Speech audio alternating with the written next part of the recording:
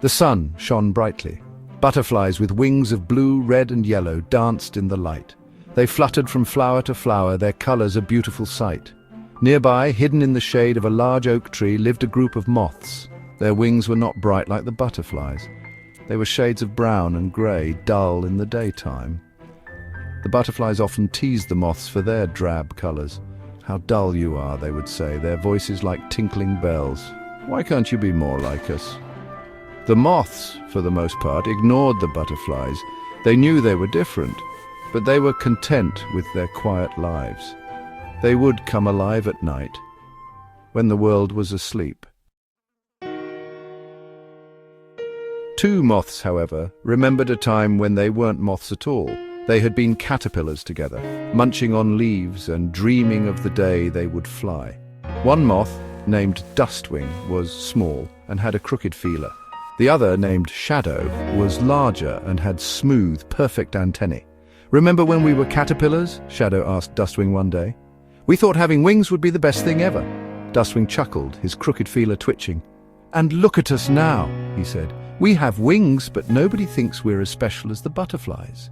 Their conversation was interrupted by a group of moths giggling nearby. "Look at Dustwing's feeler," one whispered. "It's so crooked." Another moth joined in. "He looks so strange," she said. Dustwing tried to ignore them, but their words stung. Shadow, however, glared at the other moths. "Leave him alone," he hissed. One evening, as the sun began to set, a dangerous storm rolled in.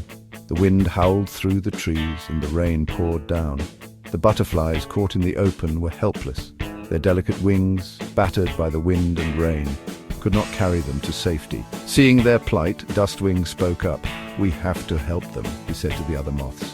Some of the moths scoffed. "Why should we?" one asked. "They're always making fun of us." But Dustwing was determined. "It doesn't matter," he insisted. "They need our help."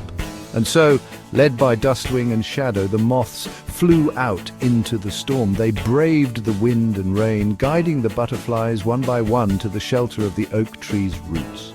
Dustwing, despite his small size and crooked feeler, was the bravest of them all.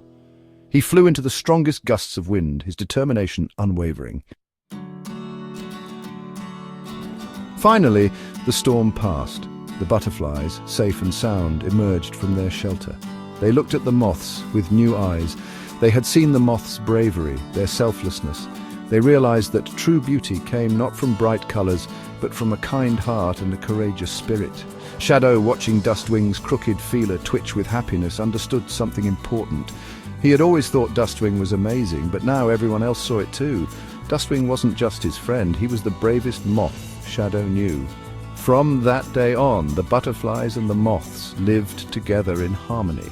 They learned to appreciate each other's differences, recognizing that true beauty came in many forms. And Dustwing, the little moth with the crooked feeler, was respected by all for his bravery and his kind heart.